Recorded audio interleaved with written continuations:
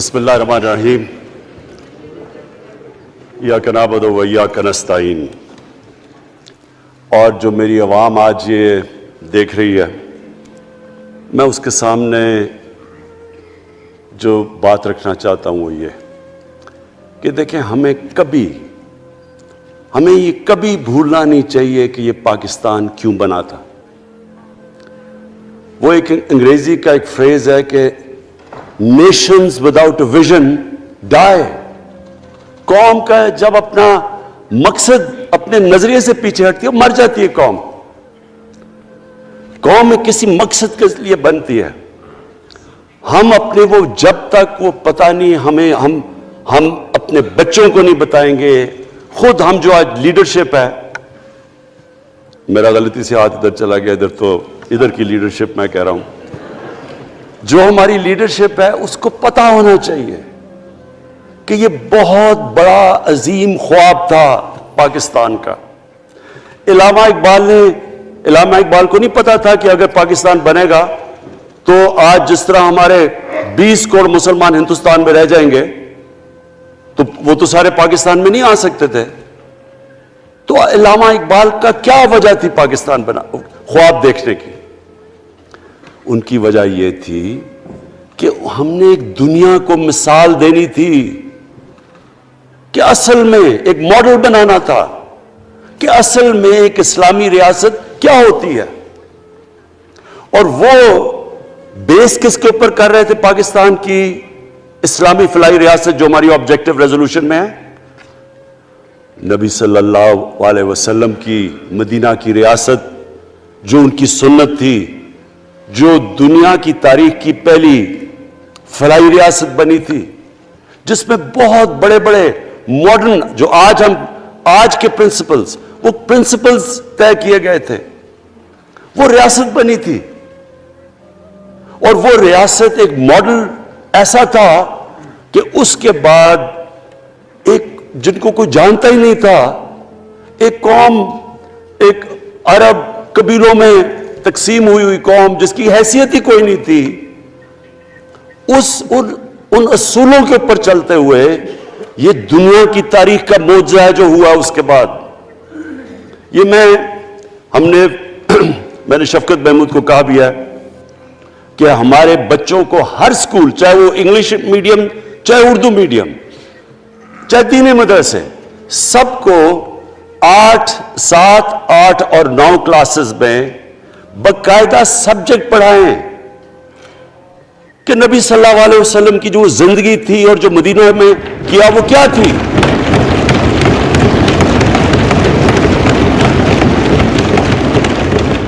تاکہ ان کو پتہ چلے کہ اس ملک کا مقصد کیا تھا. بڑے لوگ جو پاکستان نہیں چاہتے تھے وہ کیا کہتے تھے؟ وہ کہتے تھے کہ پاکستان تو بن گیا تو آپ نے جو مسلمان ہندوستان میں رہ گئے ان کو آپ نے سیکنڈ کلاس سٹیزن بنا کے چھوڑ دیا. آج بیچارے مسلمانوں سے کیا ہو رہا ہے وہاں؟ تو وہ لوگ کہتے ہیں کہ اگر پاکستان نہ بنتا تو مسلمانوں کی زیادہ طاقت ہونی تھی. ایک ہندوستان میں اس طرح مسلمانوں کا برا حال نہیں ہونا تھا جو آج ہے. یہ ایک آرگیومنٹ دی جاتی ہے. اور اگر ہم پاکستان کو جس مقصد کے لیے بنا تھا اگر ہم ادھر نہیں لے کے جائیں گے تو وہ ٹھیک کہہ رہے ہیں. یہ تو نہیں تھا کہ وہاں ٹاٹا برلا تھے جو اربوں پتی اور یہاں یہ شریف اور زرداری اربوں پتی بن جائیں. اس لیے تو نہیں پاکستان بنا تھا. یہ بڑی ہمیں ری الائن کرنا چاہیے اپنے نظریے کی طرف. ہمیں اپنا رخ چینج کرنا چاہیے واپس کہ یہ بڑا عظیم خواب تھا پاکستان کا. اور وہ جو تاریخ تھی، وہ جو اصول انہوں نے سیٹ اپ کیے، جن لوگوں کی حیثیت ہی نہیں تھی، یہ تاریخ کا حصہ ہے کہ اس کے بعد انہوں نے دیکھتے دیکھتے 15، 20، 30 سالوں کے اندر دنیا کی امامت کی. صرف امامت ہی نہیں کہ وہ تو منگولیوں نے بھی دنیا بڑی جلدی سے فتح کر لی تھی. چنگیز خان نے بھی بڑی جلدی اس کی فوجوں نے فتح کر لی تھی. 100 سال کے بعد وہ ختم ہو گئے تھے. انہوں نے ایک دنیا کی عظیم سیولائزیشن، جو ٹاپ سائنٹسٹ تھے، سارے دنیا کے ٹاپ سائنسدان، ایک عظیم کلچر، اور سب سے بڑی بات جو میرا آج میں یہ کہنا چاہتا ہوں، انہوں نے اخلاقیات، ایک اخلاقی ایک مورل سٹینڈرڈ سیٹ کی دنیا میں. جب مسلمان گئے انڈونیشیا اور ملیشیا، وہاں تو کوئی مسلمان کی فوج نہیں گئی، وہاں تو کوئی تلواروں سے نہیں فتح کیا. مسلمان تاجروں کا وہاں کردار دیکھ کے لوگ حیران ہو گئے کہ یہ کون لوگ آئے ہیں جو بالکل ان کی morality ایسی، نہ وہ کوئی دغا بازی کرتے تھے، نہ وہ کوئی دھوکہ دیتے تھے، اپنی زبان پہ کھڑے ہو جاتے تھے. لوگ ان سے امپریس ہو گئے کہ کون سی قوم ہے. دیکھیں اسلام ایک، ہم غلط فہمی میں ہیں، یہ سمجھتا ہے کہ جی تلوار سے اسلام پھیلا تھا. اسلام پھیلا تھا کہ وہ ایک انسان کے کیریکٹر کو ریفارم کرنے آیا تھا. ہم جب اللہ سے مانگتے ہیں، ہم نماز میں ایک ہی چیز مانگتے ہیں کہ اللہ ان کے راستے پہ لگا جن کو تو نے نعمتیں بخشی، ان کے نہیں جو غلط تباہی کے راستے پہ چلے گئے. صرف نماز میں ہم یہ چیز مانگتے ہیں، ہر روز ہم پڑھ کے یہ مانگتے ہیں. یہ دو راستے ہیں، ایک ہے تباہی کا راستہ، ایک ہے عظمت کا راستہ. نعمتیں کس کو بخشی؟ اللہ کے پیغمبروں کو.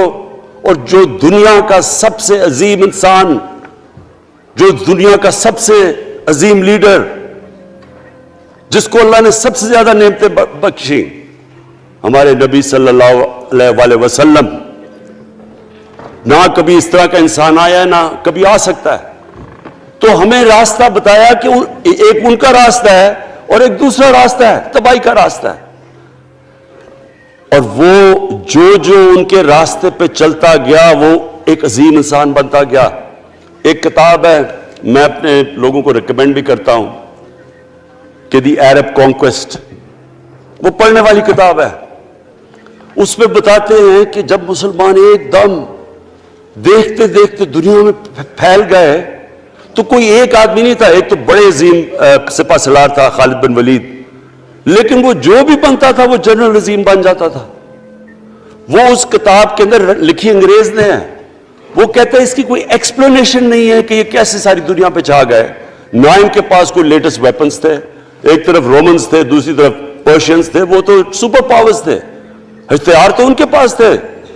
نہ ان کے پاس ہتھیار، نمبرز میں بھی وہ زیادہ تھے، ان کی فوجیں بھی زیادہ تھیں، لیکن وہ ساری دنیا پہ پھیل گئے اور ایک ایسا سویلائزیشن بنا کہ زیادہ تر تو مسلمان نہیں تھے، وہ بھی ان کو مانتے تھے، کیونکہ ان کی اخلاقیات، ان کا عدل اور انصاف کا نظام، ان کا کیریکٹر، اس کی وجہ سے لوگ آئے ہیں. یہاں جو ہندوستان میں اسلام پھیلا ہے، یہ ہمارے جو بڑے بڑے بزرگ تھے، داتا صاحب، بلے شاہ، نظام الدین اولیاء اور بابا فرید، یہ لوگ تھے. ان کو لوگ دیکھ کے، ان کے کردار سے، ان کے انٹلیکٹ، انسانیت سے لوگ مسلمان ہوئے.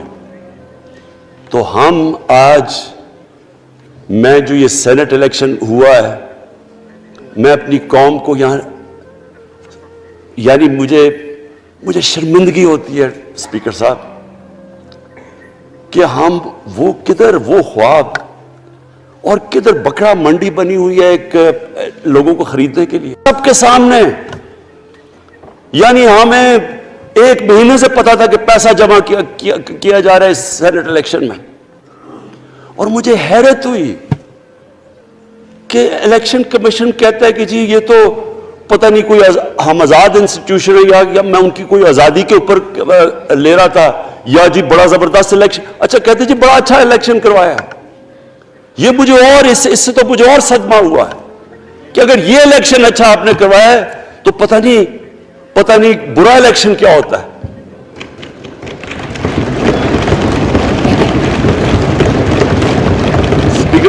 اسپیکر صاحب یہ دیکھیں، مجھے یہ افسوس یہ ہوتا ہے کہ ہم ایک چیز سمجھتے نہیں ہیں. ہم کہتے ہیں نا جی ہمارے معاشی حالات بہت برے ہیں. دیکھیں جی ہماری ڈیفیسٹ تھے، یہ ہمارے کرنٹ اکاؤنٹ، یہ جو بھی ہم کہتے ہیں، قرضے چڑھے ہوئے ہیں. یہ جو قرضے چڑھے ہوئے ہیں یہ ایک بیماری کے سمٹمز ہیں. بیماری کچھ اور ہے. اخلاقی طور پہ ہماری قوم کو تباہ کیا ہے. پھر معاشی تباہی آتی ہے. آج مجھے ایک ملک کا بتا دیں جس کی اخلاقیات اوپر ہو, جن کے مورل سٹینڈرڈز اوپر ہوں اور وہ غریب ہو.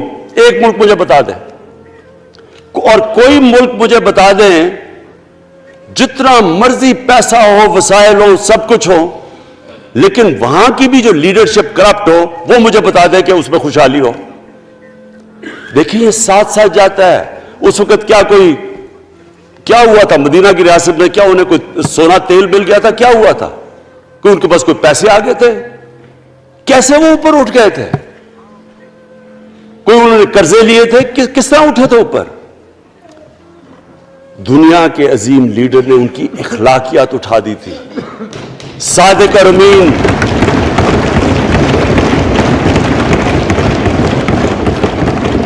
ایک قوم, انہوں نے ہمیں بتایا. ہمیں قرآن میں اللہ حکم کرتا ہے کہ ان کی سنت پہ چلو. اللہ جب ہمیں کہتا ہے ان کی سنت پہ چلو, کیا ہم اللہ کو کوئی فائدہ پہنچا سکتے ہیں؟ ہماری بہتری کے لیے کہتا ہے. قرآن شریف میں سب کچھ ہماری بہتری کے لیے اللہ نے, یہ تمہارے لیے بک آف گائیڈنس ہے ہمیشہ کے لیے, اور یہ ہماری بہتری کے لیے ہے. تو وہ جب ہمیں کہتا ہے کہ نبی صلی اللہ علیہ وسلم کے راستے پہ چلو, وہ ہماری بہتری کے لیے کہتا ہے. اور میں, جس نے اس عمر میں ساری دنیا دیکھ لیا ہے, اسپیکر صاحب میں آپ کو بتاؤں, مجھے تکلیف ہوتی ہے دیکھ کے. جب میں یہ مغربی ملکوں میں جاتا ہوں, اسکینڈینیویا میں, سوئٹزرلینڈ میں, آپ وہاں کے اخلاقی سٹینڈرڈز دیکھیں, ان کی مورل سٹینڈنگز دیکھیں, شرم آئے گی آپ کو کہ جو ہمارے ملک میں ہو رہا ہے. اور یہ جو سینٹ کا الیکشن ہوا ہے, آپ کو افسوس ہوگا کہ ہم وہ کس کی امت ہیں, ہم کس کی امت ہیں, کس کے نام پہ پاکستان کا مطلب کیا, لا الہ الا اللہ, اس پہ یہ ہمارا ملک بنا تھا. اور آج دیکھیں ایک کرپٹ آدمی, دنیا میں ثابت کیا ہوا کرپٹ آدمی آصف زرداری, دنیا میں اس کے اوپر لکھا ہوا کہ مسٹر 10%, مضمون لکھے ہوئے ہیں, فلمیں بنی ہوئی ہیں اس کے اوپر.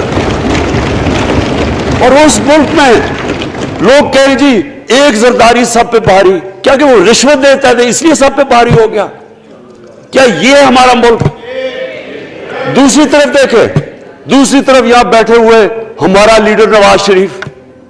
اور نواز شریف ایک ڈاکو, ملک کو 30 سال سے لوٹ کے ملک سے باہر بھاگا ہوا ہے, جھوٹ بول کے باہر بھاگا ہوا ہے. سارے ملک کے سامنے ہمیں کیبنٹ میں ہمیں 6 گھنٹے میں بتایا جی اس کو یہ بھی بیماری ہے, اس کو یہ بھی بیماری ہے, اس کو یہ بھی بیماری ہے. وہ جہاز پہ بھی نہ چڑھ سکے, وہ شاید مر جائے گا. شیرین کے آنسو آ گئے کیبنٹ میں, اور شیرین کے آنسو آنے آسان کام نہیں ہے اسپیکر صاحب. تو ہم نے اس کو وہاں, جیسے وہ جہاز پہ چڑھا, جیسے وہاں گیا, وہ ایک دم ہی تبدیل. اور آج وہاں جا کے تقریریں کر رہا ہے, وہاں بیٹھ کے اسکیمیں کر رہا ہے, وہاں بیٹھ کے پلاننگ کر کے جی اسے اتنا پیسہ دو, ادھر پیسہ کھلاؤ. ساری ان کی ایک کوشش ہے, جب سے ہم 2.5 سال سے حکومت آئی ہے, یہ سارے بڑے بڑے ڈاکو اکٹھے ہو کے یہ سمجھ رہے ہیں کہ عمران خان کو کرسی کا اتنا شوق ہے کہ اس کے اوپر اتنا پریشر ڈالو کہ یہ جی ہمیں جس طرح جنرل مشرف نے NRO دیا تھا یہ بھی دے دے گا. جنرل مشرف, فوج اس کے نیچے, عدلیہ اس کے کنٹرول میں ساری. میں کیونکہ میں ادھر ممبر پارلیمنٹ تھا, اپوزیشن نہ ہونے کے برابر. جو اپوزیشن کے اندر جو مین آدمی تھا فضل الرحمان, وہ اس کے ساتھ ملا ہوا تھا, وہ 2 نمبر ہمیشہ سے تھا, رائٹ.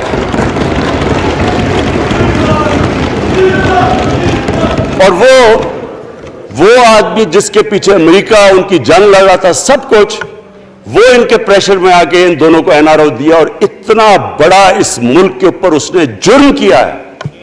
ان دونوں نے آ کے NRO لے کے دونوں ہاتھوں سے ملک لوٹا. اس کے بعد دونوں نے اس ملک کے اوپر 4 گنا زیادہ قرضہ چڑھایا. اسپیکر صاحب, 6,000 ارب سے ہمارا قرضہ جو ٹوٹل لائبلٹیز 30,000 ارب پہ پہنچا دی. آج ہمارے اوپر کیا مسئلہ ہے؟ ہمیں یہ قرضوں کی قسطیں دیتے ہوئے بیچارے لوگوں کے اوپر بوجھ ڈالنا پڑتا ہے. یہ جو مہنگائی ہے اس کے بعد میں بعد میں بات کرتا ہوں، لیکن میں پہلے یہ بات کمپلیٹ کر لوں کہ دیکھیں اسپیکر صاحب، میں یہ 2.5 سال سے تماشے دیکھ رہا ہوں. یہاں پہلے دن پرائم منسٹر بن کے پرائم منسٹر تقریر کرنے جا رہا ہے، کھڑے ہو کے تقریر نہیں کرنے دی. کیوں تقریر نہیں کرنے دی؟ کیونکہ ان کو پہلے دن سے ڈر تھا کہ یہ ہمارے جو کرپشن کے کیسز یہ معاف نہیں کرے گا. کرپشن کے کیسز ہم نے نہیں بنائے تھے اسپیکر صاحب، یہ سارے ان کے دور کے کیسز بنے ہوئے ان کے اوپر. آپس میں تو ان کا مکمکا تھا، اپنا نیب کا چیئرمین آپس میں مل کے کیسز ان کے بند کر رہا ہے. عدلیہ اس وقت کی عدلیہ وہ ان کے ہاتھ میں تھی، ان کو تو مسئلہ ہی کوئی نہیں تھا. وہاں $60 ملین آصف زرداری کا سوئٹزرلینڈ میں پڑا ہوا ہے، وہ جج کہہ رہا ہے کہ واپس لے کے آؤ. وہ یوسف رضا گیلانی جو یہاں سے سینیٹر بنا ہے، وہ پاکستان کا $60 ملین پڑا ہوا ہے سوئٹزرلینڈ میں، وہ جج کہہ رہا ہے کہ واپس لے کے آؤ. وہ کہتے نہیں جی میں نہیں خط لکھتا. بھئی آپ کے باپ کا پیسہ تھا، پاکستانی قوم کا پیسہ تھا، اس کے اوپر وہ ڈسکوالیفائی ہو جاتا ہے. وہ ایسے پھر ہے جس طرح نیلسن منڈیلا کہیں ڈسکوالیفائی ہو گیا. اسپیکر صاحب میں یہ چیزیں آپ کو اس لیے بتا رہا ہوں، میں تو ان کو 30 سال سے جانتا ہوں. دیکھیں جب تک ہم اس ملک میں اپنی اخلاقیات ٹھیک نہیں کریں گے، مورل سٹینڈرڈز ٹھیک نہیں کریں گے، جب اس طرح کے الیکشن ہوں گے کہ کھل کے پیسہ چل رہا ہے اور ہم کہیں گے نہیں جی وہ پٹواری کیوں پیسے لیتا ہے، تو وہ تھانے دار کیوں پیسے لیتا ہے، وہ سرکاری نوکر، وہ تو بیچارہ جو نچلا طبقہ ہے وہ تو واقعی جس طرح شیخ رشید نے کہا ہے مہنگائی جو بڑی ہے بیچارے لوگوں کی تنخواہ میں گزارا نہیں ہو رہا. ان کو ہم کہہ رہے ہیں کہ آپ بالکل ایماندار بنے، اور یہ جن کا اتنا ان کے پاس پیسہ ہے اسپیکر صاحب، میں آپ کو یقین سے کہتا ہوں ان کو خود نہیں پتا کہ ان کا کتنا پیسہ باہر پڑا ہے. اتنا 30 سال سے چوری کر رہے ہیں یہ پیسہ، اور 30 سال سے پیسہ چوری کر کے اب ان کی کوشش یہ ہے کہ عمران خان کے اوپر پریشر ڈالو سارے چور مل کے کہ جی کبھی ہم گورنمنٹ گرا دیں گے، کبھی ہم وہ نکلاتے ہیں. آپ سوچیں فیٹف کے اوپر، اب فیٹف ہماری وجہ سے تو نہیں فیٹف پہ ہم گرے لسٹ میں آئے، یہ تو نون لیگ کے دور میں گرے لسٹ میں آئے ہیں. اب اگر فیٹف کی بلیک لسٹ میں پاکستان جاتا ہے تو یہاں سب کو پتا ہے کہ سینکشنز لگ جائیں گی. تو آگے مشکل سے ہم نے اکانومی کو سٹیبلائز کیا، مشکل سے. اگر بلیک لسٹ میں جاتا ہے تو اکانومی سیدھی نیچے. آج جو لوگوں کو مشکل پڑی ہوئی ہے، اور مشکل پڑی ہوئی ہے ہمارے لوگوں کو مہنگائی کی، اس کی وجہ یہ ہے کہ ہمارا روپیہ جو تھا تقریباً 107 روپے کا، آج 160 روپے کا. تو جب روپیہ گرتا ہے تو ساری چیزیں باہر سے مہنگی ہو جاتی ہیں، پٹرول، ڈیزل، بجلی. اب بجلی کی آدھی بجلی ان سے باقی ڈالر کانٹریکٹس کے اوپر بجلی کے کانٹریکٹ سائن کیے ہوئے ہیں، وہ سب کچھ باہر سے. دالیں مہنگی، جو چیز باہر سے امپورٹ کرتے ہیں، گھی مہنگا، ساری چیزیں مہنگی ہو جاتی ہیں. تو یہ سوچ لیں کہ اگر ہمارے اوپر سینکشنز لگ جائیں، اگر ہمارے اوپر فیٹف کی سینکشنز لگ جاتی تو یہ تو آپ تو سوچ ہی نہیں سکتے کہ یہ ملک میں کیا حال ہونا تھا. تو ہم اپنے ملک کے لیے فیٹف کی ریکوائرمنٹ پہ لیجسلیشن کروا رہے ہیں، اور انہوں نے جناب اتنا بڑا وہ ذرا پکڑا، اتنا بڑا وہ لا دیا جی، اتنا بڑا جی، یہ 34 شکیں چینج کر دیں نیب میں. اب نیب کا فیٹف سے کیا تعلق ہے؟ انہوں نے سمجھا کیا عمران خان قابو آ گیا، اب تو یہ ڈر کے فیٹف کی بلیک لسٹ سے اب تو جناب ہمیں یہ 34 شکیں سائن کر کے تو نیب کو ختم کر دے گا. مطلب یہ کہ صرف ان کی چوری کے کیسز ختم ہو جائے، بس ون پوائنٹ ایجنڈا ان کا. اور میں نے آپ کو پہلے دن یہاں سے کہا تھا، پہلے دن یہاں کھڑے ہو کے میں نے کہا تھا کہ ان کا صرف ون پوائنٹ ایجنڈا. میں ان کو جانتا ہوں، جب یہ سارے اپوزیشن میں میرے ساتھ تھے. ان کا صرف ایک خوف ہے کہ یہ NRO نہیں دے گا، لہٰذا اس کو اتنا بلیک میل کرو. اور اب فیٹف کے اوپر تو یہ پھنس گیا ہے، تو اب اس سے لے لو، اس سے کنسیشن لے لو تاکہ نیب ختم ہو جائے. اب سوچیں کیا ان کو ملک کا فکر ہے؟ کیا ان کو نہیں پتا تھا کہ کیا ہونا ہے اگر فیٹف کی بلیک لسٹ پہ چلے جاتے ہیں؟ اس کے بعد انہوں نے جلسے کرنے کی کوشش کی، بڑا جی پبلک نکالیں گے ہم، مینار پاکستان کے اندر جلسہ. مینار پاکستان کا یہ جانتے نہیں. دیکھیں ان کے بھی آ گئے ایک شہزادہ ایک شہزادی جنہوں نے زندگی میں کبھی کام کیا نہیں ہے، نہ ان کو پتہ ہے کہ سٹرگل ہوتی کیا ہے. جناب مینار پاکستان خود ہی اخباروں کے اندر اپنے آپ کو پیسے خرچ کر کے اخباروں میں ذرا نمایاں کر کے جناب انہوں نے مینار پاکستان میں جلسہ کر لیا. اب میں تو جانتا ہوں مینار پاکستان، اور میں تو اپنے لاہور کو بھی جانتا ہوں، میں تو اپنے لاہور شہر کو بھی جانتا ہوں. وہ لاہور شہر ملک کا کوئی پیسہ چوری کیا ہو اس کے خلاف تو نکلائے گا، لیکن بڑے بڑے ڈاکو اگر وہ سمجھ رہے ہیں کہ اپنی چوری بچانے کے لیے لاہور شہر کو نکالیں گے تو وہی ہوا جو ان کے ساتھ مینار پاکستان میں ہوا. اب آ کے جو ڈاکٹر فہمیدہ مرزا نے بڑا اچھا آپ کو ایکسپلین کیا. انہوں نے بتایا کہ یہ کیوں ضروری تھا اوپن بیلٹ. انہوں نے بتایا کہ الیکشن کمیشن کی تو ریکوائرمنٹ ہے کہ آنسٹ ہو، فری اور فیئر الیکشن ہو. تو انہوں نے 2008 میں چارٹر آف ڈیموکریسی میں کہا ہوا کہ جی اوپن بیلٹ ہونی چاہیے دونوں پارٹیز نے. اور اس کے بعد ایک دم وہاں سے دونوں سب ادھر سے بھاگ کے اور کہتے نہیں جی خفیہ بیلٹ ہونی چاہیے.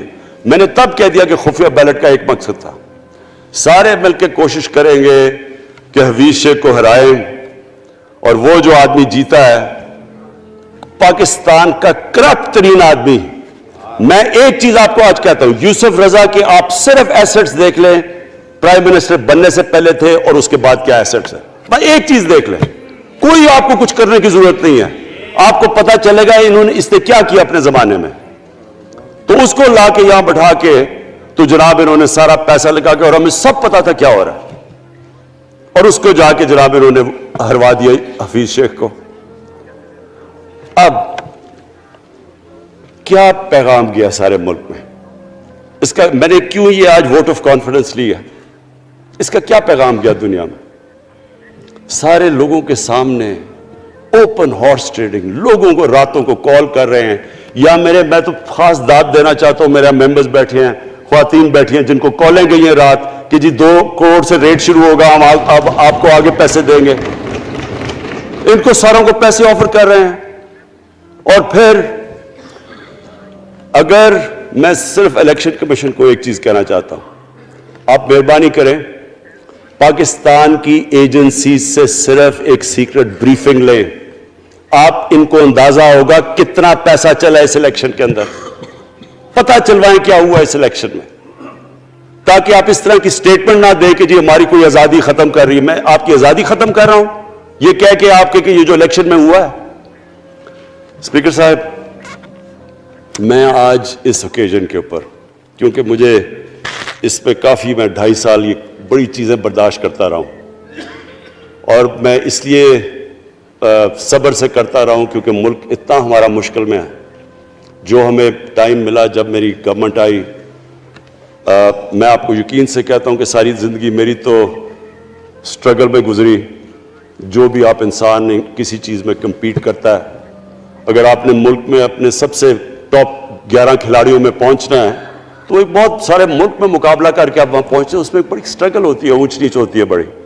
اور پھر اگر آپ کو دنیا کے لیول پہ آپ کو اپنا اگر آپ نے آپ کو منوانا ہے، اس کی اور ایک سٹرگل ہوتی ہے. اور میری اس سے زیادہ بڑی سٹرگل تھی کہ ایک آدمی جا کے ہاسپٹل بنانے کی کوشش کرے، اور وہ بھی کینسر ہاسپٹل. تو ایک وہ بہت بڑی سٹرگل تھی. پھر پالیٹکس میں لمبی سٹرگل رہی ہے. اکیلا تھوڑا سے لوگوں کے ساتھ شروع ہوا تھا اور سٹرگل کر کے 14-15 سال تو مذاق اڑتا تھا میرا، سارے ہنستے تھے جب نام سنتے تھے میرا. تو ایک سٹرگل کر کے یہاں پہنچا ہوں. جو یہ 2.5 سال میں اسپیکر صاحب میں نے سٹرگل کی ہے، یہ میری زندگی کی سب سے مشکل سٹرگل تھی. اور کیوں مشکل تھی؟ کیونکہ جو یہ 10 سال میں اس کو ڈیکیڈ آف ڈارکنس کہتا ہوں، ایک ایک انہوں نے ادارہ تباہ کیا. صرف 10 سال پہلے اداروں کے حال دیکھ لیں، کوئی ادارہ اٹھا لیں، پی آئی لے لیں، ریلوے لیں، سٹیل مل 8 ارب روپے کا پروفٹ لے کے بیٹھی ہوئی تھی. 8 ارب روپیہ سٹیل مل میں پروفٹ تھا جب تک کہ زرداری نے ہاتھ نہیں مارا اس کو. اپنا وہ ریاض لال جی فرنٹ مین رکھ کے ہمارے سامنے میرے پاس آئے لوگ چیمبر والے, انہوں نے کہا جی یہ سٹیل مل سستی بلٹس اس کو بھیجا, اس کے تھرو پیسے دے رہا ہے, وہ سٹیل مل آج بند پڑی ہے. ایک ایک ادارہ انہوں نے تباہ کیا, بھرتیاں کی لوگوں کی, وہ ادارے اتنے بڑے بڑے ہو گئے ہیں کہ وہاں پینشن ہی اتنی آ گئی ہے کہ کچھ بچتا نہیں ہے سیلریز اور پینشن کے بعد کے ادارے کو ٹھیک کر سکے. ایک ایک ادارہ تباہ کیا. ملک کا سب سے بڑا جو کرنٹ اکاؤنٹ ڈیفیسٹ جس کے اوپر سارا پریشر پڑتا ہے, اگر آپ کا کرنٹ اکاؤنٹ یعنی کہ ڈالر زیادہ ملک سے باہر جا رہے ہیں اور کم اندر آ رہے ہیں تو پریشر روپے پہ پڑتا ہے, وہ گر جاتا ہے. تو وہ میں آپ کو بتا, جب روپیہ گرتا ہے تو غربت پھیل جاتی ہے ملک میں. تو سب سے بڑا current account deficit, fiscal deficits جو کہ آپ کی آمدنی اور خرچے, وہ بڑا ڈیفیسٹ, سارے ادارے خسارے میں. پاور کانٹریکٹس جو انہوں نے سائن کیے اسپیکر صاحب, یہ عمر ایوب آپ کو بتائے گا, وہ یعنی ایسے لگ رہا تھا کہ کسی دشمن نے آ کے ایک ملک کو نقصان پہنچانے کے لیے پاور کانٹریکٹ سائن کیے. ان کے اندر وہی پاور پروجیکٹس آپ کہیں اور دیکھ لیں, کسی اور ملک میں, بلکہ اپنے ملک میں دیکھ لیں, اور وہ دیکھیں کہ انہوں نے کس پیسے بنائے, وہ کس پیسے پہ. گیس کا کانٹریکٹ سائن کیا ہم نے آ کے اسی ملک سے 30% کم پیسے پہ گیس کا کانٹریکٹ سائن کیا, ان کا ہی کانٹریکٹ چینج کیا. ساری گورنمنٹ جب اوپر سے پرائم منسٹر لگا ہوا پیسے بنانے, پرائم منسٹر ایک نوکری کر رہا ہے کس کے لیے, ایک دبئی کی کمپنی کے لیے. کبھی دنیا میں سنا ہے اس طرح, کبھی یہ مذاق سنا ہے جی کہ ملک کا پرائم منسٹر کسی دنیا کو دبئی کی کمپنی کے اندر نوکری کر رہا ہے. ادھر سے یہاں ڈیفنس منسٹر, ان کا فورن منسٹر, وہ دبئی کی کمپنی سے نوکری کر رہا ہے. اور وہ ایک انٹیریئر منسٹر, وہ کوئی سنا ہے سنتری بنا ہوا تھا کسی سعودی عربیہ کی کمپنی میں, مجھے نہیں پتا. کبھی یہ سنا ہے یہ ملک سے کسی ملک سے ایسا مذاق ہوا ہے؟ یہ سارے طریقے تھے اس ملک سے پیسہ منی لانڈر کر کے باہر لے جانا. آج مجھے یہ بتائیں, میں یہ جو سارے ہماری اپوزیشن ہے, میں ان سے سوچتا ہوں, میں کئی دفعہ ان کی شکلیں دیکھ کے پوچھتا ہوں ان سے کہ کیا آپ واقعی سمجھتے ہیں کہ آپ دونوں کے لیڈر ایماندار ہیں؟ کیا یہ واقعی سمجھتے ہیں کہ ان کی جو یہ دولتیں بنی ہیں یہ ایمانداری سے بنی ہیں؟ یعنی کیا ان کو کوئی ملک کی فکر نہیں ہے کہ یہاں کا پیسہ, کیا ان کے بیٹے ہیں, میں مجھے یہ بتائیں, 3 دفعہ ملک کا پرائم منسٹر, اس کے دونوں بیٹے باہر بیٹھے ہوئے ہیں. میں لندن کو جانتا ہوں اسپیکر صاحب, وہ اربوں روپے کی پراپرٹی ہے, وہاں کے بڑے بڑے رئیس ان ایریاز میں نہیں رہ سکتے جدھر ان کے 2 بیٹے رہ رہے ہیں. ملک سے بھاگ گئے جی, ہم پاکستانی شہری نہیں ہیں. کیوں پاکستانی شہری نہیں؟ کیونکہ یہاں بتا ہی نہیں سکتے کہ وہ پیسہ کدھر سے آیا جو انہوں نے اتنی بڑی پراپرٹیز لی ہوئی ہیں. اور یہ کچھ نہیں ہے جو انہوں نے بنامی پراپرٹیز لی ہوئی ہیں. کسی کو اندازہ ہی نہیں ہے ان کا کتنا پیسہ باہر پڑا ہے. زرداری کے پاس کیا تھا پہلے, اس کی جو باہر پراپرٹیز ہے. تو کیا ان لوگوں کو نہیں پتا کہ اس ملک کا پیسہ چوری کر کے یہ باہر لے کے جا رہے ہیں, اور یہ پھر بھی ان کی سپورٹ کر رہے ہیں؟ اور یہ جو سینٹ کا الیکشن, کیا انہیں نہیں پتا کہ بڑا جی عقل مند پولیٹیشین ہے زرداری, لوگوں کو رشوت دے کے ان کو خرید رہا ہے.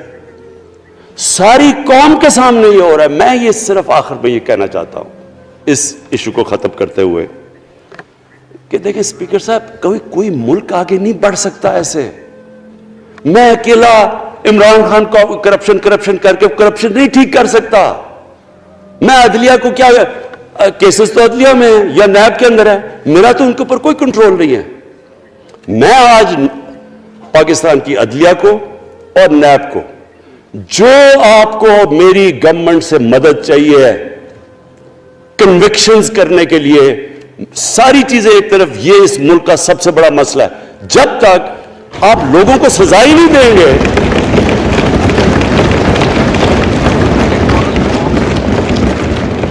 جب تک لوگوں کو سزا ہی نہیں ملیں گی. دیکھیں جی, کسی معاشرے میں جب سزا اور جزا ہی نہیں ہے, صرف غریب آدمی جیل میں جائے, طاقتور جلسے کرنے شروع ہو جائے کہ جی مجھے این آر او دو, وہ وہ نیب کے عدالت سے نکلتے ہیں, پھول پھینک رہے ہیں ان کے اوپر. اربوں روپے کی چوری کی ہوئی ہے انہوں نے. وہ تو اسپیکر صاحب, میں ایک معاشرہ کرپشن کے خلاف لڑتا ہے. آپ جتنے مرضی قانون بنا دیں, وہ کرپشن کے خلاف, وہ کرپشن نہیں ختم کر سکتے.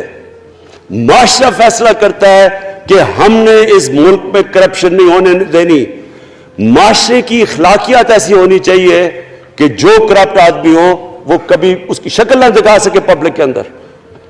جو میڈیا کا رول ہے, میں اپنے میڈیا والوں کو بھی کہنا چاہتا ہوں, جو اسحاق ڈار سے کیا تھا ہارڈ ٹاک میں اسٹیون سیکر نے, وہ ہر جگہ یہ ہوگا. آپ جب بھی کسی بھی مغربی معاشرے میں کسی نے پبلک کا پیسہ چوری کیا, اس کی ضرورت نہیں ہوگی ٹی وی پہ جانے کے لیے.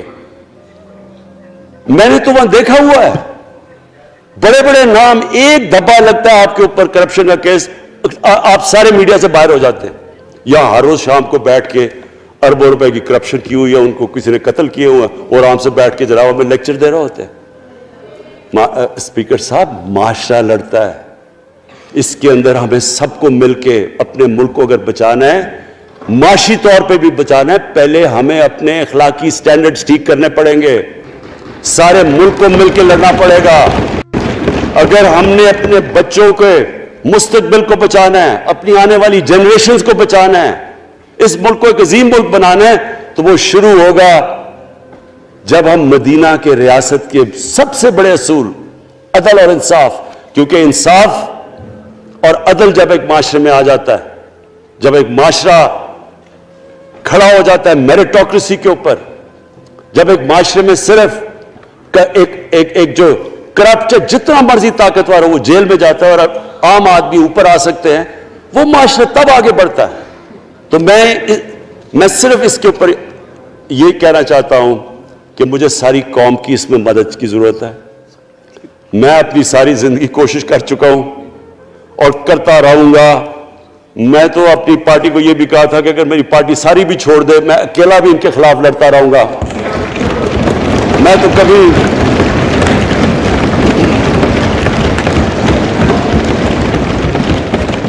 اسپیکر صاحب آخری گیند تک لڑنے والا کیپٹن تھا, آخری گیند تک لڑوں گا, وہ تو کبھی میں ہار مانوں گا نہیں.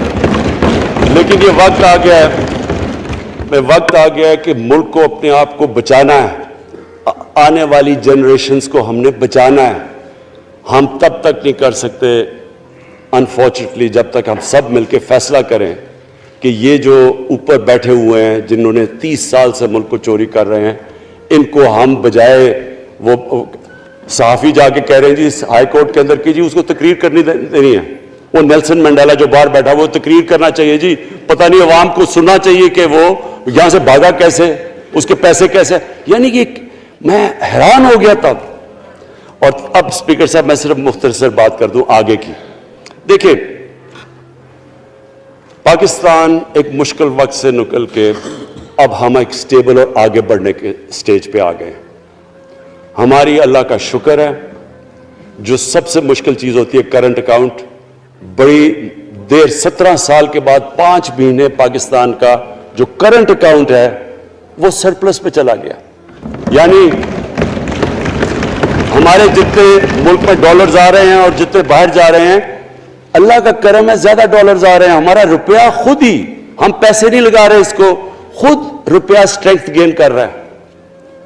یہ بڑا امپورٹنٹ ٹائم ہے کہ اس وقت, اور یہ اس کے باوجود کہ اس ملک میں کرونا ہوا, ساری دنیا کی اکانومیز کرونا میں بری طرح متاثر ہوئی, اس کے باوجود اوپر والے کے کرم خاص طور پہ, اور میں کہوں گا کہ ہماری جو ٹیم تھی, ہمارا جو جس طرح ہم نے مانیٹر کیا اور جس طرح ہم نے ڈیٹا بیس گیدر کیا اور ہم نے ہر ایک چیز فالو کر کے ہم نے جیسے اپنے لوگوں کو بچایا ہے.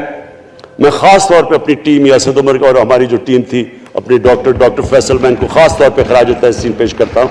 تو اس مشکل وقت سے بھی آپ دنیا میں دیکھیں اور جس طرح پاکستان نکلا. اب دیکھیں آگے ہمارا چیلنج کیا ہے.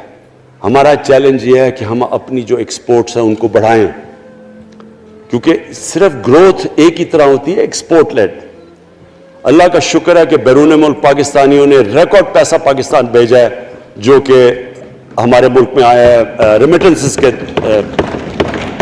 اب ہم نے انویسٹمنٹ کے اوپر لگے ہوئے ہیں. اس وقت سب سے زیادہ کمپنیز رجسٹر ہوئی ہیں SECP میں. اس کا مطلب کہ نئی انویسٹمنٹ پاکستان میں آنے والی ہے. لوگ تیار ہو گئے انویسٹ کرنے کے لیے. ہمارا صرف مسئلہ اسپیکر صاحب ایک ہے بجلی کا. یہ بڑا مسئلہ ہے. کانٹریکٹ مہنگے سائن کیے ہوئے, جس بجلی جو کانٹریکٹ سائن کیے ہوئے ہیں اس کو جس پہ وہ بجلی پروڈیوس ہو رہی ہے, بدقسمتی سے وہ اگر بجلی کی قیمت بڑھاتے ہیں تو لوگ آگے اور مشکلوں میں پڑے ہوئے ہیں. بجلی کی وجہ سے سب چیزیں مہنگی ہو جاتی ہیں. نہیں بڑھاتے تو قرضے, وہ جو گردشی قرضے ہیں وہ بڑھتے جا رہے ہیں. ہمارا ایک یہ چیلنج ہے. اس کے اوپر صرف اپنی قوم کو بتانا چاہتا ہوں کہ باقاعدہ ہم ہر طریقہ سوچ رہے ہیں کہ ہم نے اس میں سے کیسے ہم نے اپنے لوگوں کے اوپر بوجھ کم کرنا ہے. ایک تو میں اپنی ٹیم کو یہ بھی کامیابی دیتا ہوں کہ بڑی دیر اور مشکلوں سے IPPs کے ساتھ ہم نے نیا کانٹریکٹ سائن کیا, جس کے اندر بہت پاکستان کا پیسہ بھی بچے گا اور جو آگے جا کے قرضہ بڑھنا تھا وہ نہیں بڑھے گا. جو میرے اوپر سب سے زیادہ پریشر ہے اس وقت اسپیکر صاحب وہ ہے مہنگائی کا. مہنگائی میں نے آپ کو بتا بھی دیا کہ مسئلہ ایک جب آپ کی روپیہ گرتا ہے تو جب چیزیں مہنگی ہو جاتی ہیں ایک وہ ہے. لیکن میں اپنی قوم کو صرف ایک چیز کہنا چاہتا ہوں کہ سب سے زیادہ اس وقت میری حکومت ایک ہی چیز پہ لگی ہوئی ہے کہ ہم کس طرح لوگوں کے اوپر مہنگائی کا بوجھ کم کریں. اس کے لیے ہم بڑی بڑی چیزیں آپ کے سامنے لے کے آئیں گے آنے والے دنوں میں, جس میں کوشش یہ ہے کہ ہم اپنے ملک میں جو سارا نچلا طبقہ ہے ان کو سبسڈائز کریں, اپنے احساس پروگرام کے ذریعے ان کو ڈائریکٹلی ہم فنڈ کریں. یہ انشاءاللہ آپ کے ساتھ آئے گا. ابھی میں نے ایکسپیریمنٹ ایک اور شروع کر دیا, وہ ایک ہفتے تک ابھی ٹرائل پہ ہے کہ ہم ایک پروگرام لے کے آ رہے ہیں کوئی بھوکا نہ سوئے. ہم نے خاص کچنز بنائے ہیں, ایریاز چوز کیے ہیں جدھر سب سے زیادہ بھوک ہے, تاکہ ہم کم از کم جب تک ہماری ملک اٹھتا ہے اوپر, ہم کم از کم ان تک کھانا پہنچائیں کہ ہمارے ملک میں کوئی بھوکا نہ سوئے. اور یہ پوری میں کیمپین شروع کرنے لگا ہوں.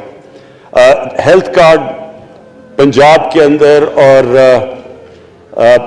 پختونخوا میں, پختونخوا کی گورنمنٹ کو تو میں خاص مبارک دیتا ہوں کہ انہوں نے سارے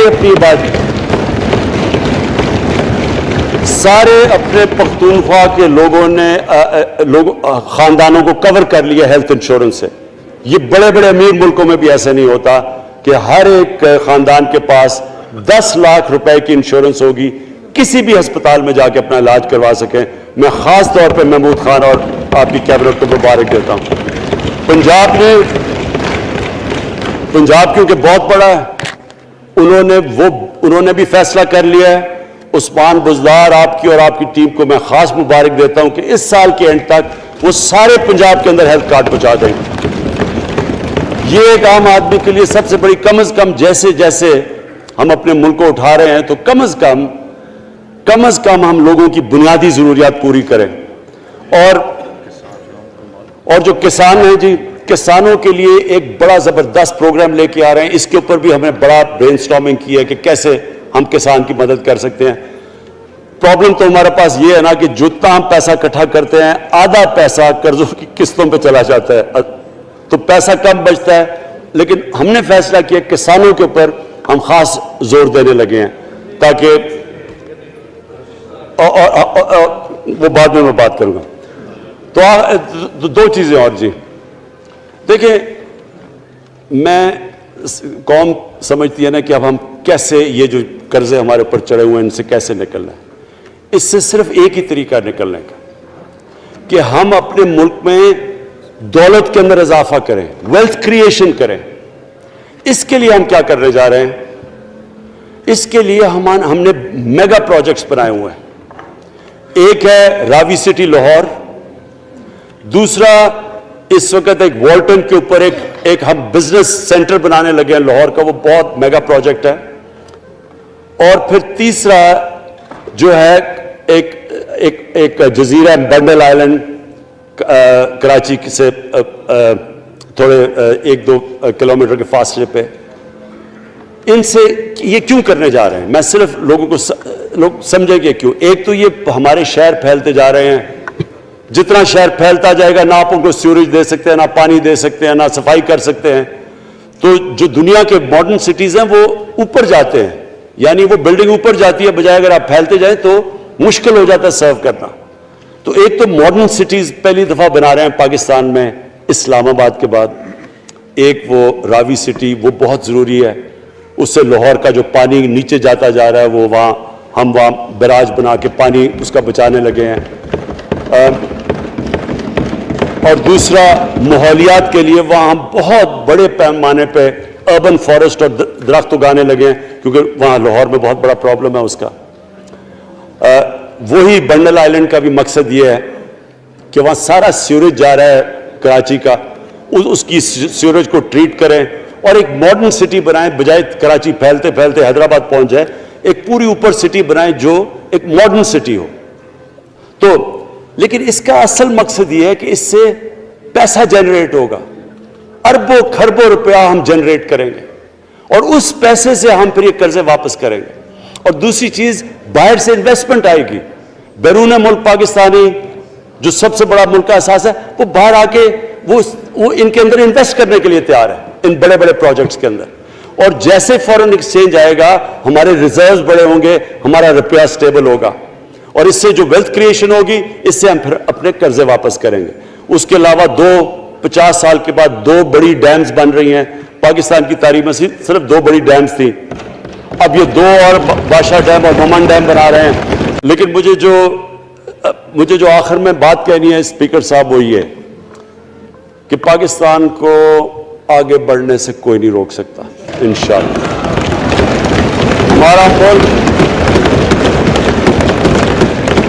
ہمارے ملک میں، کیونکہ میں شاید ہی لوگ اتنا اپنے ملک کو انہوں نے اس طرح دیکھا ہے جیسے میں نے سارا ملک پھیرا ہوا ہوں.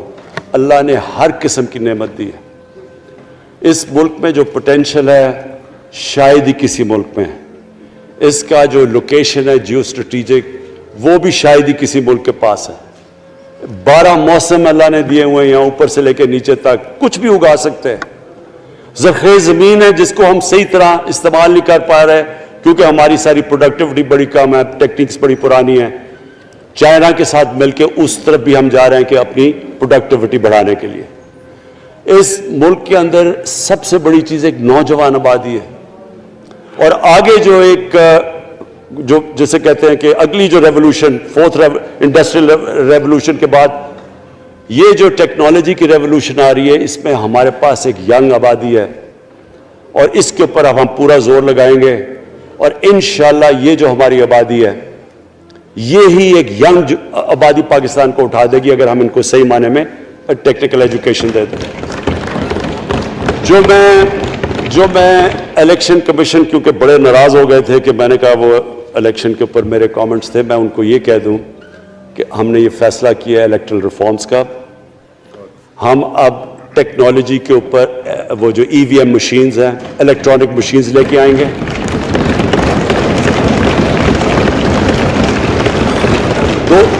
دو چیزیں کر رہے ہیں. اوورسیز پاکستانیز کے لیے آپ پورے لگے ہوئے ہیں کہ اوورسیز پاکستانیز بھی ووٹ ڈال سکیں، اور دوسری چیز الیکٹرانک مشینز لے کے آ رہے ہیں. اور کیونکہ یہ الیکٹرانک مشینز کے بغیر ہمیں الیکشنز نہیں کرنے چاہیے، نہیں تو جو ہارتا ہے وہ کہتا جی داندلی ہو گئی.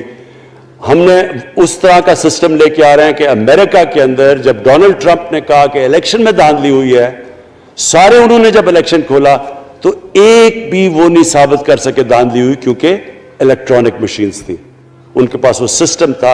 انشاءاللہ وہ سسٹم لے کے آ رہے ہیں تاکہ ہمیشہ کے لیے آگے سے یہ چیز ختم ہو جائے کہ جو ہارا تھا وہ ہار مانے گا، جو جیتے گا وہ جیت. جس طرح کہ انشاءاللہ ہماری حکومت کرے گی، جس طرح کہ ایز کیپٹن پاکستان دنیا کی کرکٹ کی تاریخ میں پہلی دفعہ نیوٹرل امپائرز میں لے کے آیا تھا. بہت بہت شکریہ.